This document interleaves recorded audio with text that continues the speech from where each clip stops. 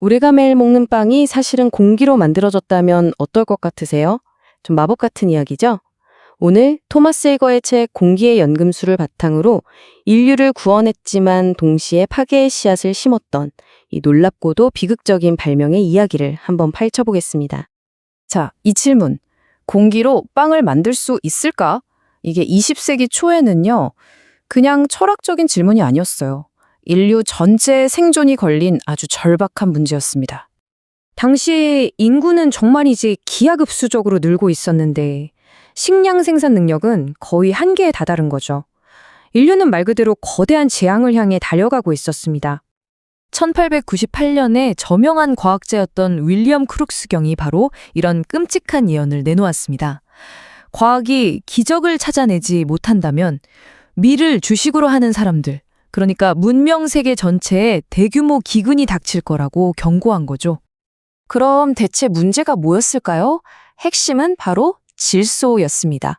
모든 식물이 자라는데 꼭 필요한 이 원소의 천연 공급원이 바닥을 드러내고 있었던 겁니다.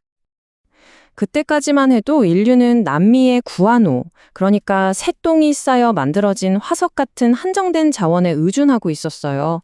심지어 이걸 차지하려고 전쟁까지 벌였죠. 하지만 진짜 해결책은 아주 가까운 곳에 있었습니다. 바로 우리가 매일 숨쉬는 이 공기 속에 무한하게 존재하고 있었거든요. 이 불가능해 보였던 문제를 풀어낸 두 명의 인물이 바로 독일의 천재화학자 프리츠 하버와 공학계의 거물이었던 카를 보슈였습니다. 이들이 개발한 게 바로 현대판 연금술 하버 보시공법입니다.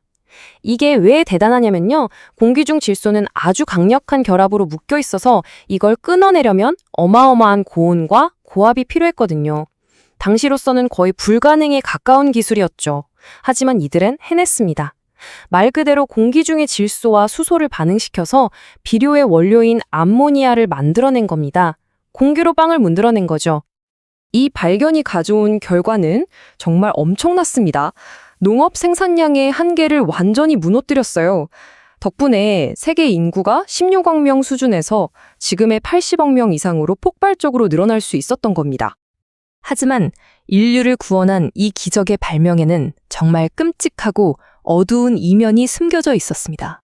바로 이게 이 발명이 가진 비극적인 모순이에요. 생명을 살리는 비료를 만드는 바로 그 기술이 수많은 생명을 앗아가는 폭격과 독가스를 만드는 핵심 기술이기도 했다는 거죠. 제1차 세계대전이 터지자 연합군은 해상봉쇄로 독일의 천연질산염 수입기를 막아버렸습니다. 원래대로라면 독일은 금방 폭탄이 바닥났어야 했죠. 하지만 하버와 보슈 덕분에 독일은 공기 중에서 끝없이 폭탄을 생산할 수 있었고 결국 전쟁은 훨씬 더 길고 참혹하게 이어졌습니다. 이 발명은 세상을 바꿨지만 정작 이 발명을 이뤄낸 두 과학자의 삶은 비극으로 치달았습니다. 프리츠 하버를 한번 보세요. 그는 유대인이었지만 그 누구보다도 독일의 애국자가 되고 싶어 했습니다. 그래서 조국을 위해 직접 독가스 개발을 지휘했죠. 이 끔찍한 결정 때문에 그의 아내이자 동료 화학자였던 클라라는 결국 스스로 목숨을 끊었습니다. 그는 비료 개발의 공로로 노벨상까지 받았지만 결국 자신이 그토록 헌신했던 나라, 나치 독일로부터 유대인이라는 이유로 쫓겨나고 맙니다. 그가 자신의 묘비에 새기고 싶어 했던 이 문장은 끝내 새겨지지 못했죠. 카를 보슈는 또 어땠을까요? 그는 거대한 화학 제국을 건설한 공학자였죠. 처음에는 회사를 지키기 위해 나치와 협력했지만 히틀러가 유대인 과학자들을 내쫓는 정책에는 정면으로 반대하며 맞섰습니다. 결국 그도 모든 것을 잃고 몰락하게 됩니다.